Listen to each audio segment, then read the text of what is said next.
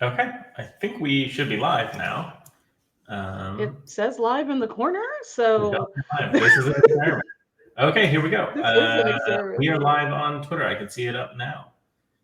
Oh wow, I can't see it. My Twitter is not as cool as yours. Well, you know, that's what I get. I didn't have an answer to that. I was going to make a joke. And no, it's fine. I don't know why I can't see it, but I believe you. You should retweet it or something, and I'll see it. I just retweeted it. So, yay! How do I tell? Okay, comments is not open yet, so we have to look at the Twitter feed itself. Okay. Oh wow! Here I'm literally looking at my own face. That's terrifying. Hello, everyone. Yeah, hello. Looks like we have a few viewers coming in. Hi, everyone. Welcome to our new monthly Writing Excuses Q&A stream. This is a thing that we are doing as part of our new Patreon tiers. Basically, one of the tiers is now you can subscribe and submit questions for us to answer, which we'll do in a monthly Q&A. And this is the first time we're doing one, so bear with us as we work out some of the issues and some of this logistical stuff. But there was a Google form for our Patreon backers who were able to submit some questions. We will answer those. And then if there's time at the end, we're happy to take a few live questions or additional comments from the audience. As soon as I figure out how to see if any of you are posting comments, or if even you can, because I've never live streamed to Twitter before. And yes, we're learning. We're learning on the fly. If you are here, please say something so I can see that you're saying something or not. Or maybe you have to reply to the tweets. I don't. Twitter here. It is please very. Stop it. Okay. Well, I guess we're just going to talk at you guys then, which is unfortunate because that's not the interaction that I wanted. Yeah. Well, you know what? Yeah. We're gonna press on. We are gonna press on. And maybe we'll figure it out. Like maybe in the middle of it, like we will have like a light bulb moment where we realize, if I just press this one little button. Maybe the thing is just a reply to the tweets.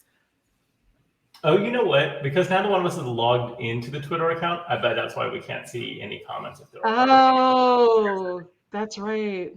But well, my suggested hack is just reply to the broadcast tweet if you have a question that you would like to ask. And then hopefully we will see that. I apologize for this not being the smooth process, but like I said, this is how we're working it out. So anyways, hi, Erin. I know these are for our listeners, but do you want to introduce yourself? Oh, there you go. Hi, I am Erin Roberts. You probably know me from being one of the hosts of Writing Excuses as of this year. I'm a writer of stories and games. Some folks know me from tabletop role-playing writing work. Some folks know me for my short stories. Some folks just know me. I don't know why or how. Yeah, that's about it.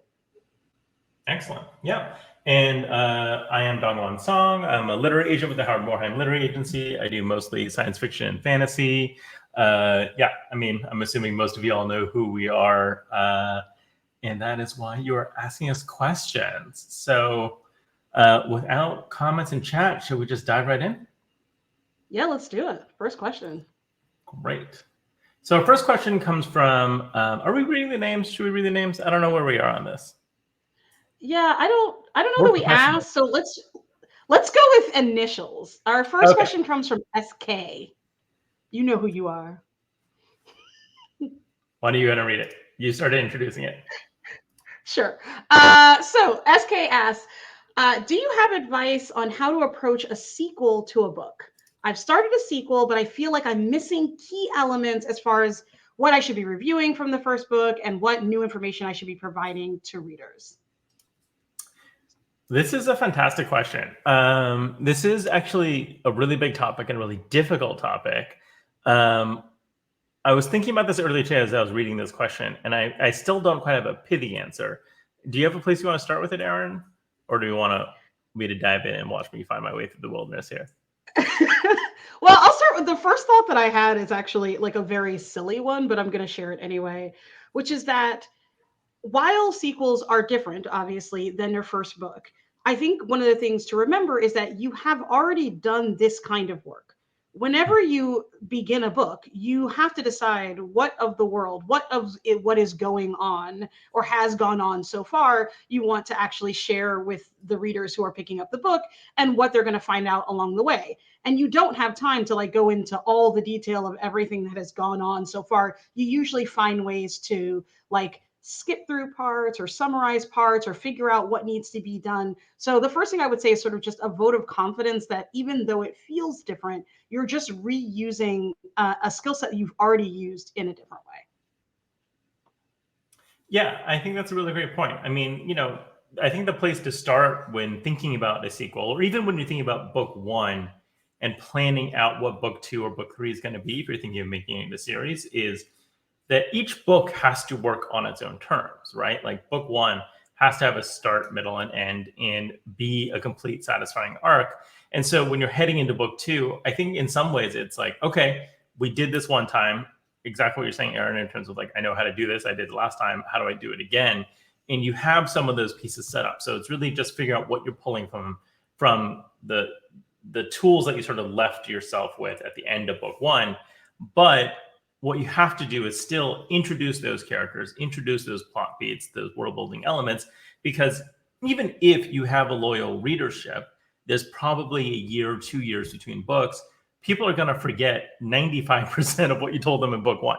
If you're anything like me, I cannot remember a single goddamn detail. As soon as I close the book, I forget every single character's name I've ever read in that book. I'll be like, oh yeah, the one who did the thing, or like, yeah, the hot guy with the sword, right? That's the one that you need to make do that. So it's my editorial conversations are a delight. But so what you need to do is find a way to like reintroduce a lot of the concepts, ideas, and characters at the beginning of book two, no matter what you do, right? So when you're thinking about that sequel, I think as much as possible, sort of take everything from book one, package it up, and then really make the list of like, okay, what are the pieces that I need to put on the board for book two? And then how, when I start this, can I introduce those elements so that it is comprehensible for all the things I want those elements to interact with over the rest of the book, if that makes sense. Yeah, it's almost like, we talk sometimes about the iceberg of like, when you're planning out, it's like, how much of the story are you actually telling that's gonna, it's like, so if everything you know about your world, everything you know about your story is a giant iceberg, some of it's beneath the surface that you, the author, know, and we will never know, it will influence what's going on, above the surface, but we're never going to get the details of it. And some of it is like jutting out for your readers to sort of slam into, which is always makes it an odd metaphor. Your readers are on the little Titanic. But it makes me think like when you think about book one is to like, if you just finish writing it, you're kind of down in the weeds of it. And it's nice to pull back up to a 50,000 foot view, looking down over the fields of your book and decide which part of this is going to just be below the surface, that if somebody has read it, when they see something in book two, it will resonate, but they don't need to know the facts. It's not necessary to be known. It just is part of that iceberg beneath the surface. And what are key events, characters, etc., that are above the surface that actually, if you don't get them, you won't actually know what happened. You won't understand where people are coming from. That's something that needs to be, foregrounded again or brought up and be part of that iceberg. Right. So much what you're trying to do is exactly what you had to do in the first book, which is make sure you're tying all of that info dump stuff that you need to give the audience, all the stuff above the waterline, right, in your iceberg metaphor, to the audience, but make sure you're connecting it to other pieces of storytelling, right? So if you have a world building piece, connect it to a character conflict, right?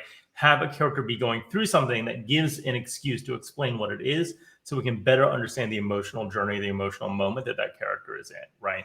If you just drop the piece of information on us disconnected to a character or to a scene, then I think that's when we get very lost or very overwhelmed or start to check out, because this is just information I'm supposed to absorb with no context. So, in the same way that you would do that for, any book, you kind of need to reintroduce those things by connecting to character, connecting to conflict, those kind of things. The only thing that might be different is you may not have to go quite as deep in that information, right? You need to give us a reminder, not all of the information again, right? So expect us to remember some of it, but you just need to jog our memory. So give us, the quicker 1, 2, 3, rather than being like, okay, here's this element, and then next scene I'm going to expand on that, and then next scene I'm going to expand on that. You can do that all a little bit quicker than you might if you were doing it for the first time. Yeah, and I would just add to, like, when you're doing those touchstones, those things that remind us of the past, to make those as kind of universal or like understandable as possible. A hot guy with a sword, like, I haven't read that book, but I understand what a hot guy with a sword is, Yeah. when I see one. Who doesn't? Versus like Taraticus, am I right? Like that type of Right. reminder, I'm like, no, who's Taraticus? I don't know. If you try to find ways to make it something that if somebody's just picking it up, it will be a touchstone that they may not understand all the context, but they get enough on the surface that they're going to be able to say, okay, I'm interested and I want to dive in and learn more as you continue to build those levels. Totally. Just to put you on the spot a little bit, have you ever written anything that was like a direct sequel to anything else? Like, I know we all have read things and we know these in principle, but like, have you done a lot of sort of series oriented stuff? So Or like no, but challenge? Yeah. I'll say like no, but so the no, but is that I've written short stories that are within the same universe, which isn't quite the same, but it does, like, I do, and I really treat them as completely separate. Like, you don't need to know one thing about the one story to understand the other. And so I really kind of treat them not as if people will ever read them in a particular order at all. And so it's less of a concern. Totally. But also, I do a lot of work in tabletop writing with intellectual property where there's been a ton of world building written, like Wikipedia articles upon articles about a world or a city or a character, and then you have to use them in your adventure or your expansion of the lore and still make it interesting to people who didn't read that Wikipedia article but want to know about it. And so for that, I try to find something like, what's the essence of this character? What's the essence of this situation? And how can I find a new interesting way to express it? Like, how can I find, if last time they were just like a hot guy with a sword, like, what can I say about the sword that's different? What can I say about the hot guy that's different? What can I do that's like a slightly different way of showing that? Right. Yeah, I was just thinking that all of your TTRPG work like really plays into this, like as you're building out that setting, as you're building out the characters. And also, like, there's a way in which it's a similar thing you need to do in that you would do in a sequel, which is leave room for more story, right? You're not only reminding us of this, but it's not like, and therefore the hot guy died and we never saw him again. It's like you need to leave space for him to continue to have adventure and you can have conflict and growth and all the things that you want from a character, right? So, I like the idea of almost like you're setting things up for your players in the way that you as a writer might set things up for your future self, right? It's all just making room for more story. Exactly. And I will say you have to also like remove yourself, I think, sometimes from the expectations of the reader or of the audience. Yeah. Like, one of the things about writing for like a big intellectual property, like, a D&D or a Pathfinder, is people have very set beliefs on where they believe the story should go or where they think things should go. And if you spend too much time worrying about that, you won't be a good storyteller. You'll just be sort of writing to somebody else's scope or somebody else's spec. And so I tend to find, you obviously have to listen to your editors and what they want you to do. But like, if your first book is out and people are like, I wanted to know what happened with the sharks. And, maybe that's something you want to explore, but it's also okay to say, like, you know what, some people are just, that isn't a thing that I'm exploring at this time. I want to tell the story about the sword and not the sharks, and not let people's expectations guide the things that you put more emphasis on, including your own critique groups. Like, you want to listen to people, but sometimes they're telling a different story than the one you want to be telling. And you want to make sure that it's a story that you love, because you're going to have to live in this book and in this world for a long time. Exactly. I mean, this is always the dual challenge of being a writer in some ways of, learn to take other people's critique and feedback, listen to other people's advice, but also know when to stick to your guns, know when it's your story, you know best. No one knows it better than you. No one knows what you're trying to accomplish in the way that you do, right? So there has to be a point at which you just listen to your instincts and listen to yourself. So finding that balance point, always tricky, but I think that's all fantastic advice. Anything else you want to say on that, or should we move on to the second question? What do you think? Let's move on to question 2. All right. Speaking of sequels, okay. Question 2 from we're using initial. So from T. I've noticed that a lot of authors I follow on social media all seem to know each other, even if I found them in their books independently.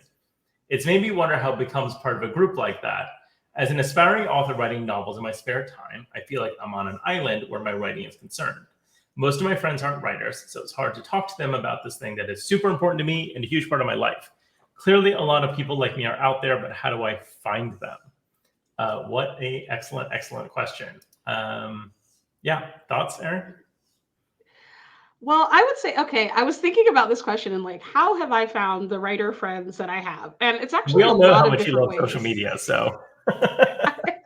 You know me, posted 20 times a day. Though I will say I love following people on social media. Like Yeah. if you are a writer and your tweet comes by and you said something interesting, or a reader and you have something, seems like you have something cool to say that made me think about writing in a different way, or a cool line, I will follow usually. And like I did this more, I think, before when I was on Twitter more. Now I'm not as good at it, but like I used to just go in and be like, hey, you seem interesting. Like I'll follow that. I will follow that. But actually, a lot of my friends don't come from social media. It's more that, like, we were friends and then I followed them. And it's through sort of engagement with community. How have I done this? Classes. I've met my first group of writer friends by taking a class. We all took a science fiction writing class together, and then we kept talking. That's how I also found my first early critique partners. Meetup groups, like, classes cost money. Not all, but a lot of them do. But also like local meetup groups that are like writers getting together to meet and write. And like many areas, especially if you're in a city or a larger town, will have some sort of kind of writing group that meets up. That's sort of the second way. So just engaging in community in that way. I have like 10 others, but I'm going to ask you for a couple so that I don't just rant. But those are the first two: classes and groups. Yeah, classes and groups are great. There are online modes as well. Sometimes just, following people, responding to comments over time, you'll like build some kind of conversation or community among people. You can see this among fan groups, but also writer groups in general.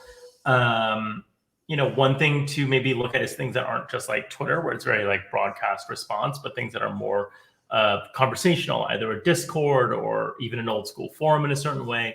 There are certain groups out there that are writer-oriented forums. I think Apex is one of them. I'm so sorry. My dog has decided that it is too late at night for me to be doing a Zoom call here, which I know that's not what it is, but he is objecting.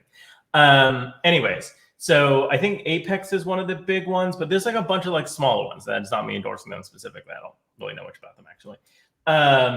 But try and meet people that way. The irony is that writing is such a solitary activity. It's a thing that you do mostly by yourself, like on your laptop, wherever you are, that sometimes remembering that other people are doing this as well and finding ways to connect with them can be a real challenge. In terms of in-person spaces, the other thing to think about are science fiction fantasy conventions, especially if you're in the SFF space. Your local con can be a great way to find people who are at least interested in the same kind of books you are, whether or not they're also writers, right? But a ton of writers go to those things. A ton of writers go to your local writer conferences, to your conventions, to all these different kinds of bigger events. Now, sometimes they can be very expensive. I don't necessarily recommend going to a writers conference because they're very expensive. But if you have budget, if you have time, it may not be the worst idea. I think whenever people go to these things, they have this expectation of, I'm going to meet a million editors, I'm going to get an agent here or whatever. My advice always for those kind of conferences and for cons and whatever, if you go to Worldcon, World Fantasy, whatever it is you are really there to network with other writers and to meet other people, and really people at your level, right? I think people also have this idea of like, ooh, maybe I could become best friends with a famous writer. That's going to be incredibly hard to do for a billion different reasons. But what you can do is meet someone else who is also getting started, who writes things similar to you, who wants to talk about those things. And then you can start to build a community with that person, right? There's a reason you see writers connect to each other. Those people tend to be very distributed around the world. You have writer communities stretching huge geographical zones, in part because it's hard to find people in your town who do the thing that you do. I mean, there are a lot of writers, but also there's only so many per major, residential area. So think about like who you can build community with online. How do you stay in touch with people? How do you keep up with people, whether that's email or a Discord or Twitter or whatever it happens to be? Yeah, to build on that, like there are online cons. It happened Mhm. very recently, but Flights of Foundry is one that is very welcoming to new sort of everybody, like everyone, but it includes like new writers, neo pro, etc. It's online and it's free. And they have a Discord server that's associated with it. And I actually find that con Discords, if you can find a convention that's like free or has like an online component, one of the great things about sort of people getting more virtual in the last few years is that something like the Nebula conference, which just happened and was expensive to go to, they had an online conference which includes usually some scholarships for folks who, that the cost is still out of reach. And then that way you're on the Discord server, they're having writing things, you can be uh, on a panel or in a panel asking questions, and then people become familiar sort of with your name, and you might see somebody in the Discord just having a question or a problem or something that you feel like you can chime in on. And that's a good way to kind of build that space. A lot of authors also, or at least some authors, have online communities that they build around their works. So Mary Robinette Kowal does this with the Lady Astronaut Club. I know Gailey does it. Like there are certain folks. So if you really like an author who's like established, you may find like when you're reading their newsletter or you're catching up with their stuff that they have a community of people who support them. And while not all of them will be writers, it's a good way to find people who kind of like the same things that you like, some of whom may also be like could be possibly part of your writing community. So I think kind of like just going out there, and just to echo what Dongwon said, I find writers kind of come in kind of waves and cohorts in a weird way. Like the people that you see who are friends, who you're like, oh, this famous person and this famous person were probably much less famous people at one point who were just looking for a community and found it, and then their lives moved forward and they moved forward in their careers. And so like the friends that I've made through cons or being however, like being in classes with them, people that I got to know through that way, all those folks, we were all kind of starting out and still are early-ish career, but I'm starting to see as folks kind of move that maybe in 10-20 years people will be Mhm. like, oh, I can't believe this person. And I'm like, well, I've known this person for 20 years at this Yeah. point, when they were first shopping their first story, and now they have won every award known to man, which is why it's also important, I think, to think of community as something you want to support and not just something that supports you. Not that I Exactly. think the person asking this thought that, but like if you're like, it's just something that you're giving to, that you're trying to be a part of. So people that you can be, I think we said this in a recent show, in solidarity with, versus folks that you can try to like, that you're trying to like network with for purpose. And I think I love thinking about it as just like wanting to know other writers that can be with you on your journey versus Mhm. people who are going to like move you forward or hold you back or Mhm. anything like that. Yeah. Yeah, I mean, I think that's the biggest thing to take away from it is, I think one of the best ways to make friends is really to set that as with that as your goal rather than trying to like network and like have a big professional network where you're trying to get something out of it, right? Like groups of mutually supportive communities, I think, are the ones that last the longest. And Aaron, I think you and I have seen many a writer community destroy itself on the shoals of searching for fame and fortune. Um, and the friendships that I see last, the groups that I see last, are the ones where people really are in it to support their friends and be excited for each other and collaborate and grow. And you'll see these clusters of really successful people, but they often became friends when they were starting out, right? Like, I was reading the other day, there was a piece about like Holly Black and Kelly Link and a couple of the people who are sort of in that region, that they're all like best friends and hang out and write together like every day, like, and it sounds so incredible. It's like, how do these famous people like become friends? And it's like, well, they've known each other forever and they all started out together. Now this is where they are, however many years later, right? And I think when I see those groups, that actually gives me a lot of joy to see those groups forming and develop and persist. I don't know if this is true for you or not, but like whenever I go to one of the big cons, I'll see little clusters of people that I recognize as people who met at a conference I was at or at a class I taught, or, like I'll be like, oh, I remember I talked to you guys when you were a Clarion class 6 years ago. You're all still hanging out. I saw you at Futurescapes. I saw you at Writing Excuses. Whatever it is, it's like, and I know those are all like very specific kind of like sort of expensive things to be doing, but that's just how I tend to see those groups. I know there are people who met in author forums, who met, at a writer's forum or on some like fan Discord or something. People connect to each other in all kinds of ways. And so I think if you are in the world, and most importantly, telling people that you are writing and want to be writing and all of that, that's how you start to connect with other writers, is that you have to be a writer in the world and let people know that that's what you're interested in. There's a thing I think about sometimes where like, I live in Brooklyn, New York. I'm in publishing. I have a lot of friends sort of like in non-genre spaces in publishing. So I find myself like occasionally like at like fancy like Brooklyn literati parties.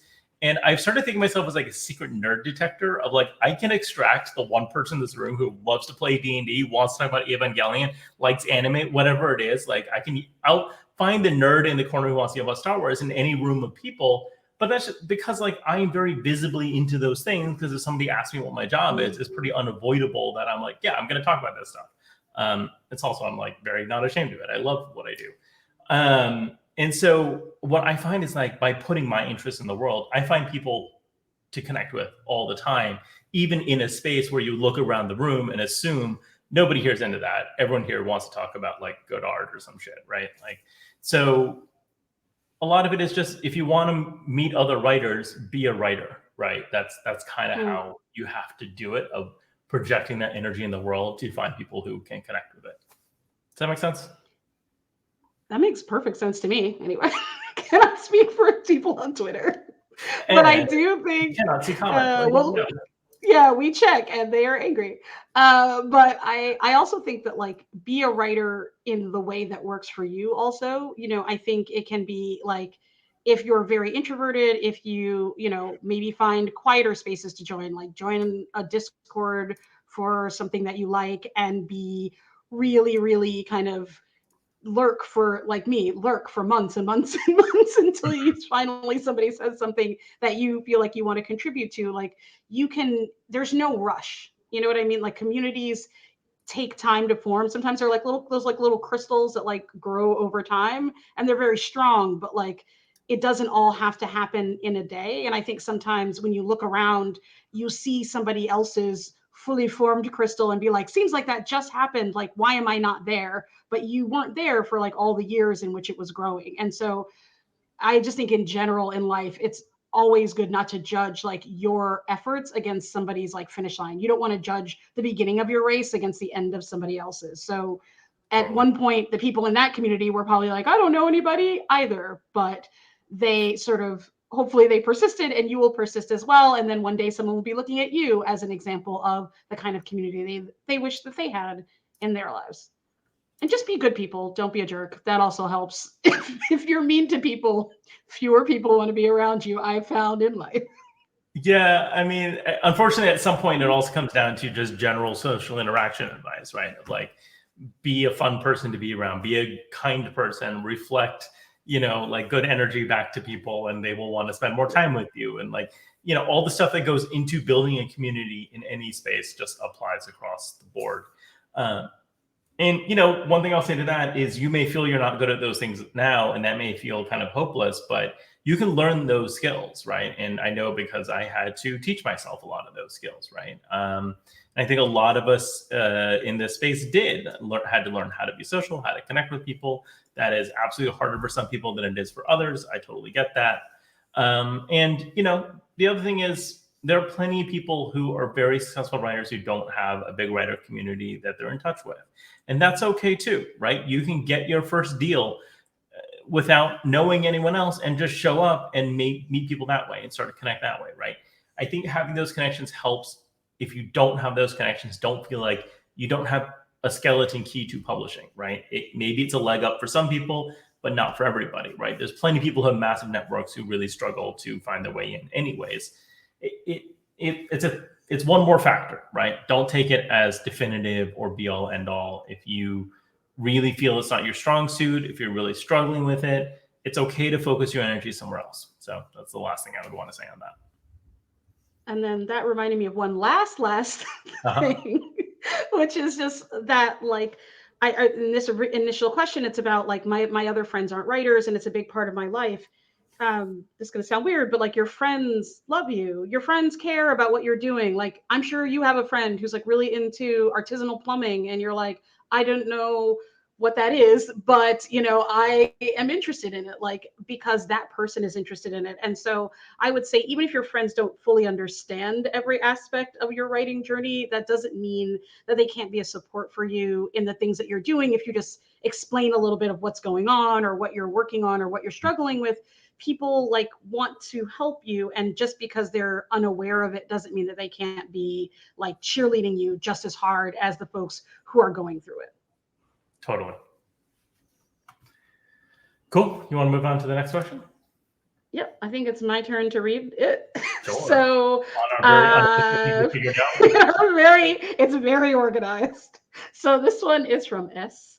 S asks, when you're writing an epic fantasy, is it better to have specific characters be antagonists or be villains, or can problems in the setting or the setting itself be a villain? Oh, what a great question.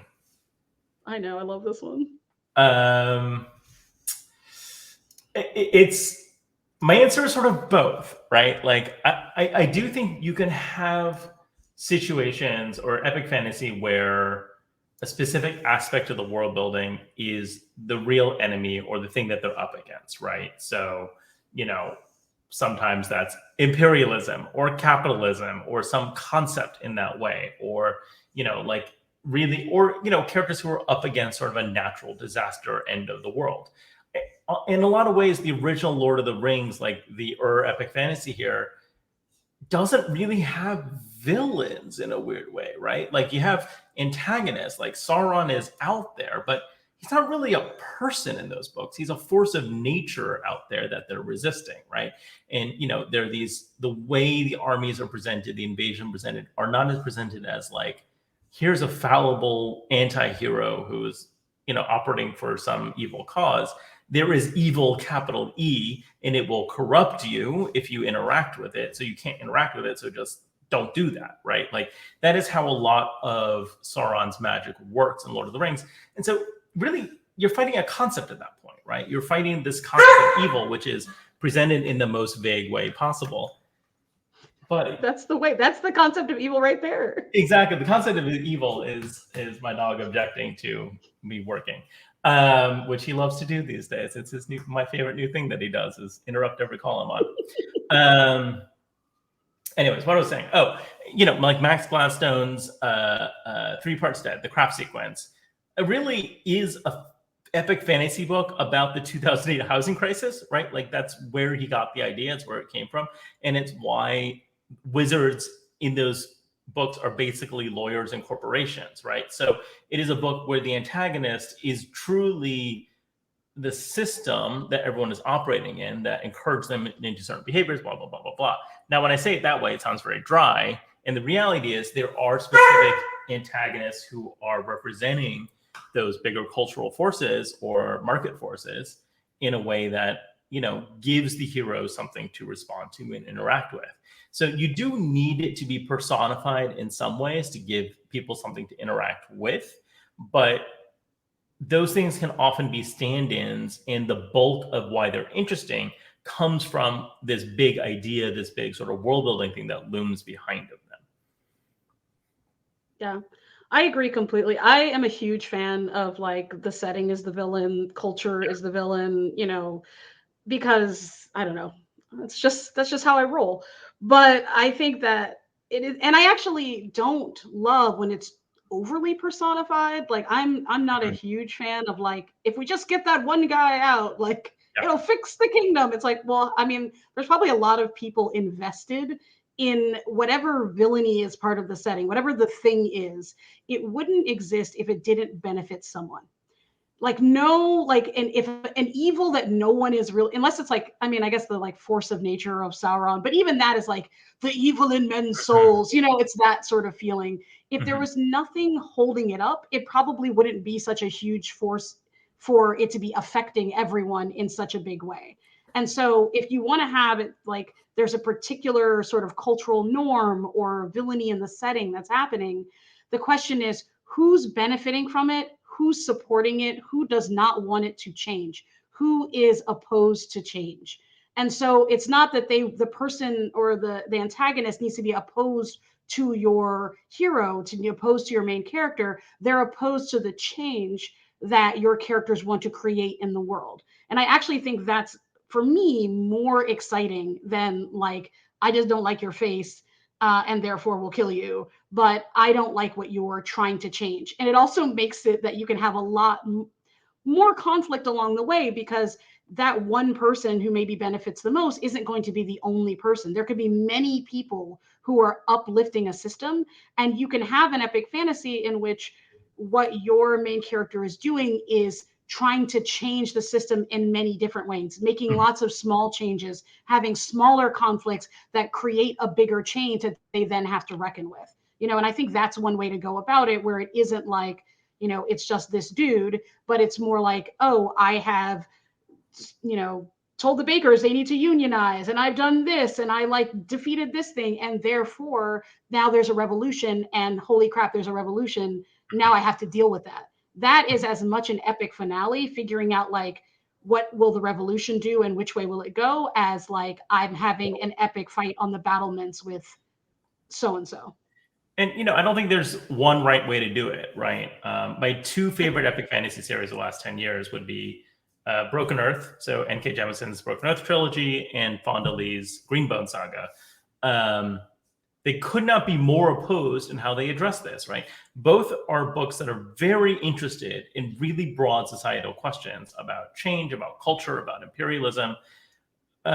Fifth season, there are people who I could certainly make a very convincing argument are the villains in that story, but there's not one person who really pops to mind as like, oh yeah, they're the evil mastermind behind everything.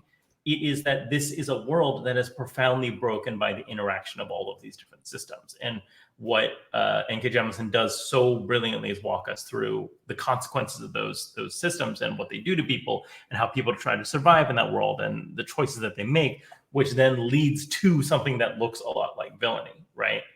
On the flip side, Greenbone Saga, Fonda Lee's Jade City, is a book that's so deeply rooted in individual people who are trying to do very specific things specific to their birth and heritage, circumstance, all of these things that are so incredibly pointed and specific to them as people, that are nonetheless shaped by these big cultural forces, by war, by revolution, by empire, by technology, as like money and movies and phones and all these things come into this traditional society. So we see the ways in which she is asking and answering huge questions about industrialization, about modernization, about society and culture and all these things, but doing it through the lens of incredibly specific, incredibly particular people who could not exist in any other way because of who they are, right? So both of these books, I think, are my favorites because they are doing such work at this very macro level, but then have really different approaches to how they're getting to those questions and how they're asking those questions. And that is not to say that fifth season doesn't have some of the best rendered characters I've ever read in fiction. Like, absolutely, that is true. That is not, no way should you interpret that as like, oh, fifth season is like heady and abstract. It's not. It's one of the most harrowing, visceral read experiences I've ever had, So epic fantasy is such an exciting genre because it can ask the biggest questions about our world and the worlds that we want to live in. And there are so many different ways to do that, but it's one of the few genres that really rewards digging into setting, digging into critical world building in that way. And I think that's exciting and fun. So, yeah. Yeah, I also think one of the things, I definitely agree, there's so many different ways to come at it. I think what both of those books and any epic fantasy that I've ever enjoyed, that I think does this well, is understand that character and world are in interaction. So whether or not you come at that interaction more from a world level and then like it, or you come at it from more of a character level, but it's usually a little bit of a mix. It's just where you're seating your perspective. But one thing that I sort of, if something is big enough to be shaping your villains, it's big enough to be shaping your heroes, is something that I'm a huge fan of reminding folks. The same cultural forces that affect the people that are, you know, trying to uphold a system are affecting the people that want to take it down or that want to change it. And I love seeing how much people have to both acknowledge the difficulties or the horribleness of the world that they're in while also trying to change it. Like that kind of conflict is really, really interesting, whether or not it's seated in like, let's look at individual characters one by one, or let's look at it from a more of a top down perspective. Mhm. When those things interact, that's what makes characters have to make hard choices. And those choices are what make us lean into the story. Fantastic. Just make Uh, everything a villain. Basically, I Even mean, even kind of your heroes should be villains. That's just me. the world is flawed and complex. Your heroes are villains. Your villains are kind of heroes. And, you Yeah. know, I was thinking about this the other day, and this is somewhat of a linguistics debate that I don't think there is like a real answer on, but it came across my feed again, and I was thinking about it. But the term villain, arguably, is rooted in a Middle English word for basically an independent farmer, somebody who had come into the village that was not a serf to the local lord.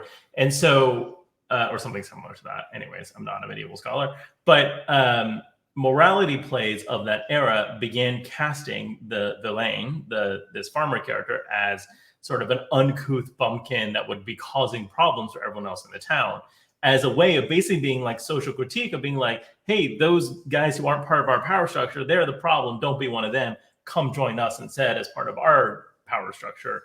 And so even the word villain is rooted in this attempt to make this ideological point of this world building thing of like, hey, people shouldn't be independently wealthy from us. They shouldn't have the means to survive without, you know, us lords and ladies.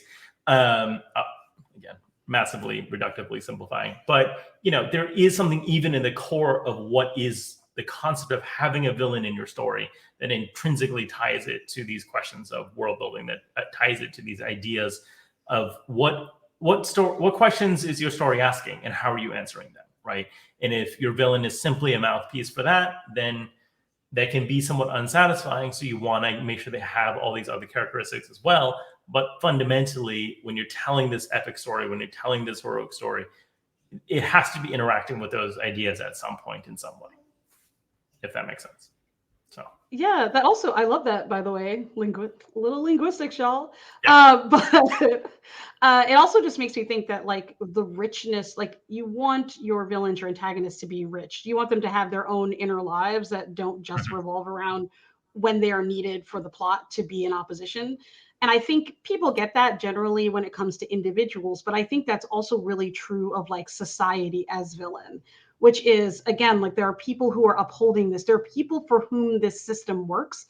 It should be able to be attractive to someone. I think Mhm. sometimes we make society the villain. It's like we're the city of kicking puppies, and it's like, well, who would go with like, what reason, who's going to be like, I want to be part of that city, I'm never moving? Like there's got to be some reasoning behind that, like puppies cause droughts. Sorry, puppies. Don't kick puppies, we love dogs. But like, if Oh, there's blaming something that puppies for seems, your ecological problems. I see how it is. look, you can't prove they didn't cause the drought. But like having some reasoning behind why this way of life that seems really obvious to the reader is like makes no sense, is attractive for the people within it, makes for a more complex and more compelling story, I think, than something where you're like, well, obviously everyone would oppose this. It is the silliest thing, and no one would want to be a part of it. And I often like characters who, in stories where society is the villain, sympathetic characters who still believe in the status quo, because there is something that they're getting out of it. And it gives us an opportunity to understand why this is such a seductive force and why it's such a powerful one that your main character, that your protagonist has to fight against. Exactly. Cool. Shall we move on to the last question here? Yeah, we're doing so well on timing, by the way. Like, look at us. We're on top of it. Also, I just want to say we have been talking about some disorganization. None of that is the fault of our truly excellent producer Emma, who made all of this possible. We're deeply grateful to her. This is mostly on me, actually, any chaos that is happening here. So, but we're sorting it out. So, anyways, final question from DM. In third person limited, how much should the narration reflect the personality and intelligence of the POV character versus being consistent with the tone of other chapters? Point of view. I could talk about it all day. People love to talk about it. And it is great. And I think it's important to talk about. I think one of the things, when I first started thinking about this question, this is going to be a little bit off track, but I'll make it back. When you're writing a story, one of the things that you're doing early on is you are making promises to the reader and then fulfilling them, which builds trust. Then you can do wackier things. They'll know that you're intentional, that you're moving with purpose, that you're not just like throwing things at the wall to see what sticks. And I think that one of the reasons that consistency comes up as something that people think about with point of view is that part of the way that you show in the background, in a very kind of like the walls of this building are solid kind of way, is that like there is consistency within the point of view. But what that doesn't necessarily mean is that that consistency can happen in a lot of different ways. Readers are kind of like, ooh, that's exciting. Sorry to interrupt you. I finally remembered about this feature halfway through, or 3/4 I was like, wait, there's a way to make text appear while we talk, and so we can have the question up while we talk. Wow. Please continue. You're making excellent. Okay. Was I? Who knows? But so the consistency can happen in a lot of different ways. Readers are rooting for you. This is the same thing I tell people when they're like about public speaking. Nobody wants to be bored. People want to enjoy books. And so people are generally rooting for you until they're not. Like they want to be taken on a way. And humans, they want to be taken on a journey. And humans are the best pattern making machines in the universe. Humans will take any three things and find a pattern out of them. So you don't have to be consistent necessarily in tone.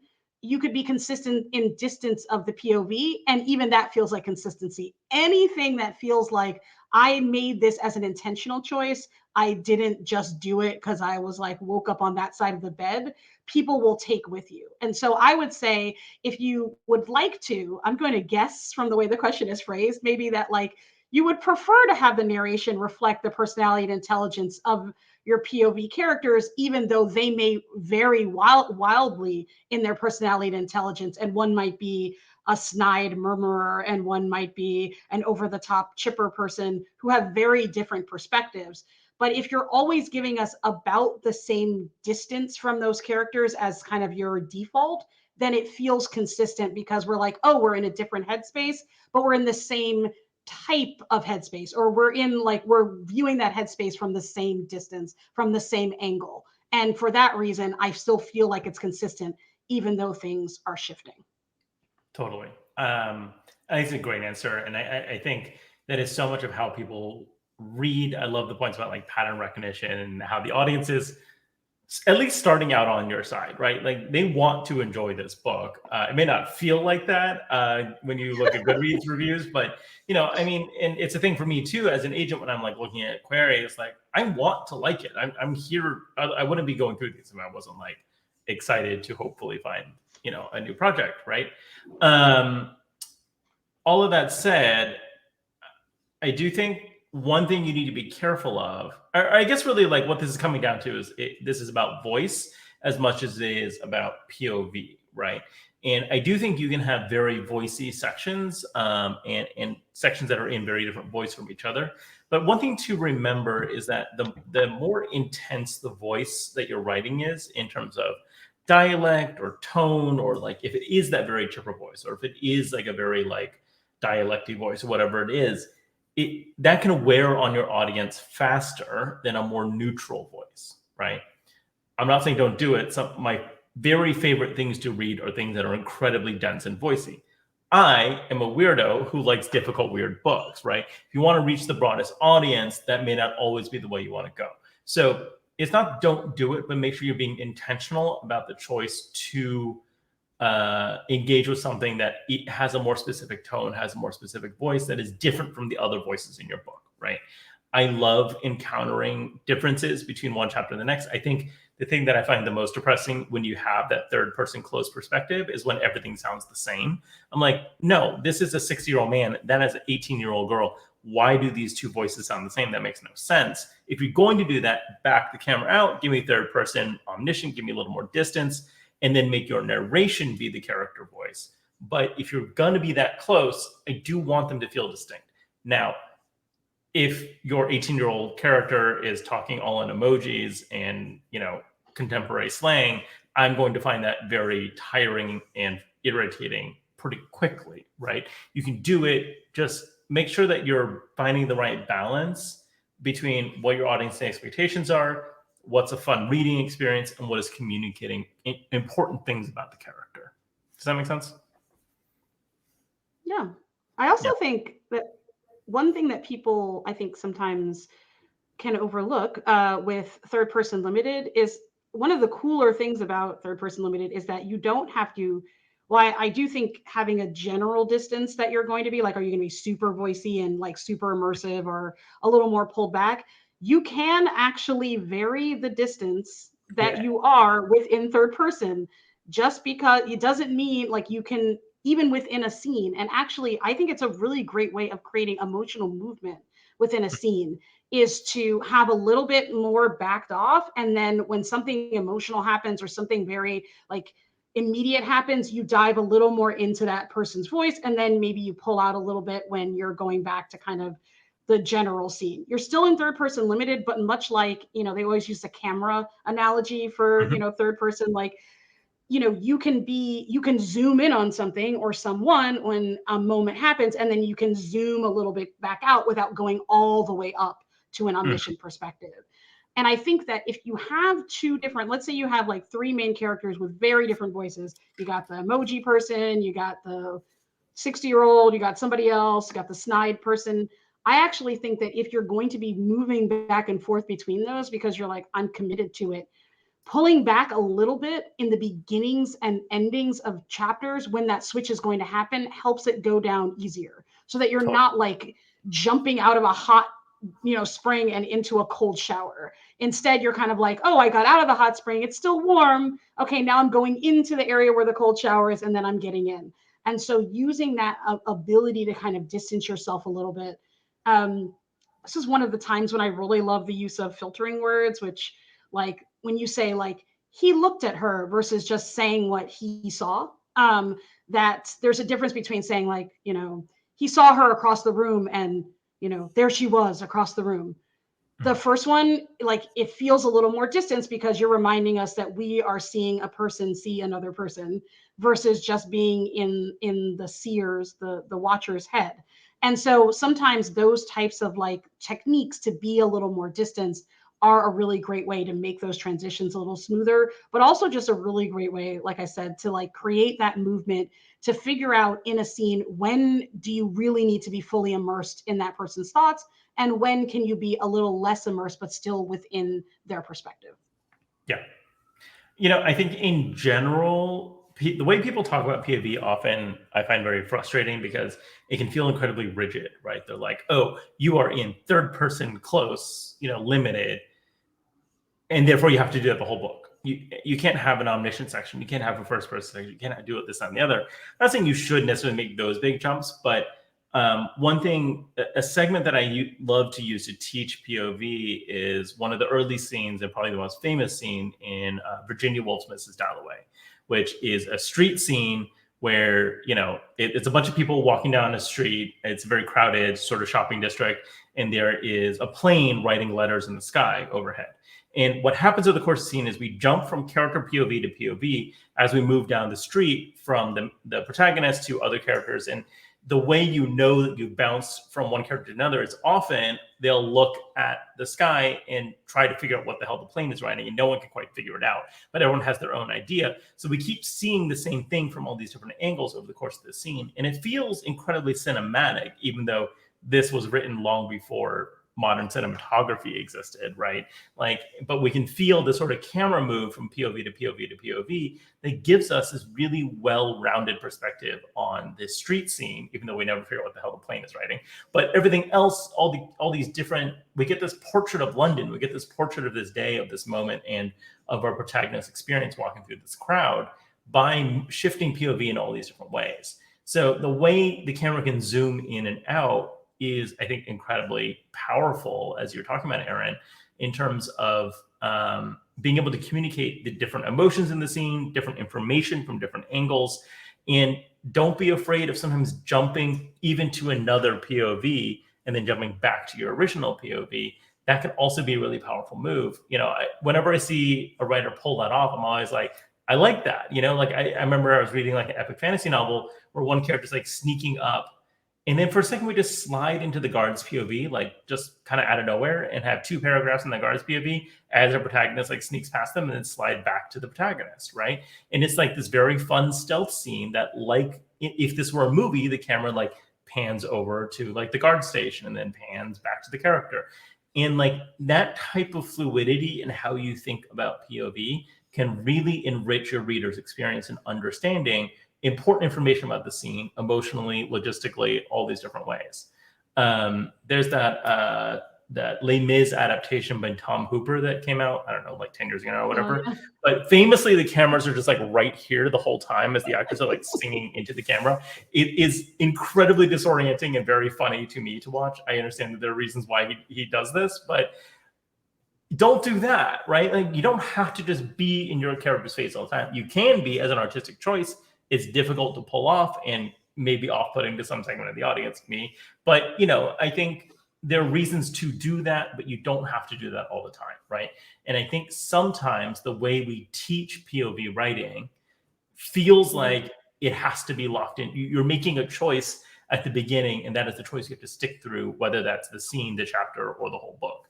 And I would encourage you to think of it really as a camera lens. Think of it as physical space almost between you and the character. Where is the audience standing in this scene? How are we perceiving it? Whose emotions are we in touch with in this moment?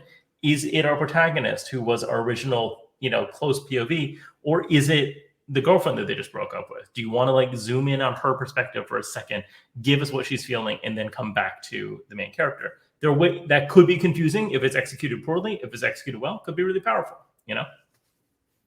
Yeah. And I think like, I'm just thinking people get very like, head hopping is bad. And, you know, like moving from one perspective to the other is like a bad thing to do, which is why, Yeah, you know, all writing advice should be taken with a grain of salt, including ours. exactly. But I think one of the reasons I like thinking about it as a camera is cameras pan. Sort of like, you know, if you shift POV, it's kind of, sometimes it's like shifting a car into another lane. Like people do that all the time, and there are ways to do it that the people in the car don't notice, and they're just like, oh, we're moved over. And then there are ways where you've gone across 8 lanes of traffic and scared everyone, and that's in the execution of the moment, not your desire to be on the other side of the road. The desire is fine, it's how you do it. And Right. so what I like about that Mrs. Dalloway example is there's a thread there. Same with the guard sneaking. Like, what's the thread? Like, if you're shifting POVs within a scene, what's the thread that's carrying you through, that links these POVs, that makes that the choice that should be made in that moment? And then make sure that you're following that thread and that it's serving the story. Yeah. And that's the last thing I would say is like, serve the story, not the writer. I mean, Yeah. you should write things that you want to write, but as somebody who loves voice and voicey writing, there are times when you can get too enamored with the voice that you're writing in, and you lose the purpose that you're actually, like, what you're writing about, because it's just really fun to Mhm. play with the way that people speak and the rhythms and everything that's happening in voice. But ultimately you want to figure out, you know, the answer to the question of what the narration should do is partially what is being narrated and why. And Right. that answer may change over the course of a longer work or even a shorter work, because you're figuring out what is serving the story and therefore serving your readers in the end, versus sort of just what you want to do because it's a particular lesson that you've been taught or thing that you've been told to do or not do. We Exactly. believe in you. You'll We make do the right believe in choice. you. Me Um, too. okay, that is our hour. We got through the 4 questions that we had to answer, and they were all really fantastic questions that I love talking about. Erin, thank you so much for doing this with me, and Yeah, thank you. pretty naughty questions with me. That was super fun. I really enjoyed doing this. So keep an eye on the Patreon emails. We'll announce when we're doing more of these and who will be hosting those. And if you want to subscribe, it's patreon.writingexcuses. Is that what it is? Or patreon.com? I believe so. And while you're looking that up, I will say that we have 2 more Patreon things coming up in May. One is a co-working session, which might be tomorrow, actually, I believe. I should know that, with Howard. And then on the 31st, I know because I'm the one doing it, I'll be taking homework. I'll be looking at people's homework that they did. Boom. So cool. I'll be looking at people's homework. So there's still time to set up for that. If you did one of our homeworks and you want the chance for me to like go over it and talk about it and get into it with you, that'll be on the 31st. So, and then we'll be doing this whole thing all over again in June. So, you know, exactly. Stick with us. It'll be fun. For sure. So yeah, head over to Patreon. I've dropped the link below, patreon.com/writingexcuses. We've completely redone all of our Patreon tiers. We're trying to give you guys more access to us as the host, opportunities to ask us questions, opportunities to interact with us, and just really restructuring how we're working with you guys as an audience and how we're providing, I don't know, whatever insight we have in ways that are beyond just the 15 minutes on the pod. So we're really excited about doing this. I love doing these kind of streams and these kind of events. We're going to do a bunch more of these. So, you know, feel free to follow us there, subscribe if you can. Even if it's just like 1 month, you can pop on, ask your question, and then drop it. That's not a big deal. You know, do what works for you. And then hopefully we will get to keep doing this and keep answering y'all's questions and doing these streams. So thank you everyone for coming. I hope you all have a good night, and we'll see you again next month. Okay, take care. Bye.